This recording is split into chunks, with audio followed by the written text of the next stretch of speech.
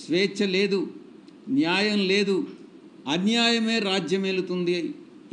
ఈ ప్రమాణ స్వీకారానికి ముందే ఈ రకమైనటువంటి ప్రామాణికాలు సృష్టిస్తున్నారు అని అంటే దీని మీరు అర్థం చేసుకోవచ్చు చంద్రబాబు నాయుడు పరిపాలన రాబోయేటటువంటి 5 సంవత్సరాల కాలంలో ఎలా ఉంటుంది అన్నటువంటిది.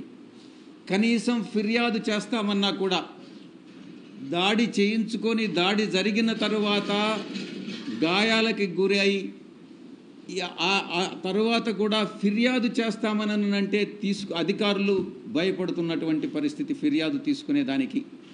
ఇది చంద్రబాబు నాయుడు పరిపాలన. ఈరోజు రాష్ట్రాన్ని అత్యంత భయానకమైనటువంటి వాతావరణంలో ఈరోజు చంద్రబాబు నాయుడు ప్రమాణ స్వీకారానికి ముందే నెట్టడం జరిగింది. ఇక ఆంధ్ర రాష్ట్రం ఏర్పడిన తరువాత రాష్ట్రం మొట్టమొదటిగా మద్రాసు రాష్ట్రం నుంచి విడిపోయి ఆంధ్ర రాష్ట్రం ఏర్పడిన తర్వాత ఎన్నో ఎన్నికలు జరిగాయి, ఎన్నో ప్రభుత్వాలు వచ్చాయి, ఎన్నో ప్రభుత్వాలు వెళ్ళాయి. కానీ ఈ విధంగా ఎన్నడూ లేని విధంగా ఎన్నికల తర్వాత హింస చెలరేగడం అన్నటువంటిది ఈ యొక్క చంద్రబాబు నాయుడే నాంది పలికాడు అన్నటువంటి విషయాన్ని నేను మీకు తెలియజేస్తా ఉన్నా.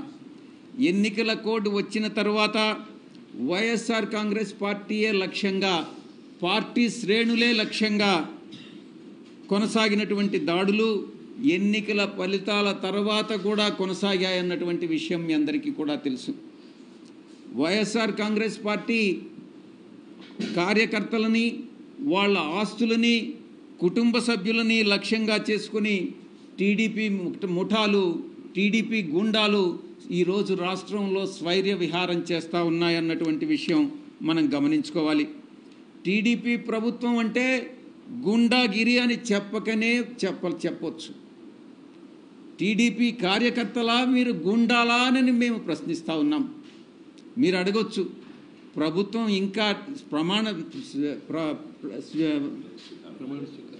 స్వీకారం ముఖ్యమంత్రి గారు ప్రమాణ స్వీకారం చేయకముందే మీరు ఈ ఆరోపణలు చేస్తున్నారు అని మీరు ప్రశ్నించవచ్చు.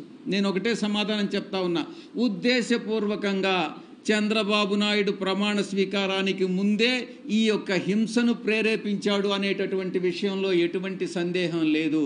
ప్రమాణ స్వీకారం చేసిన తరువాత ప్రభుత్వం బాధ్యత వహించాల్సి వస్తుందనని ప్రమాణ స్వీకారానికి ముందే వైఎస్ఆర్ కాంగ్రెస్ పార్టీ కార్యకర్తల మీద దాడులు జరపండి అనని ఆయనే స్వయంగా ఆదేశాలు ఇచ్చాడు అన్నటువంటి విషయం అంతర్గతంగా తెలుగుదేశం పార్టీ నాయకులు చర్చించుకుంటున్నటువంటి విషయం మీ దృష్టికి వచ్చే ఉంటుంది.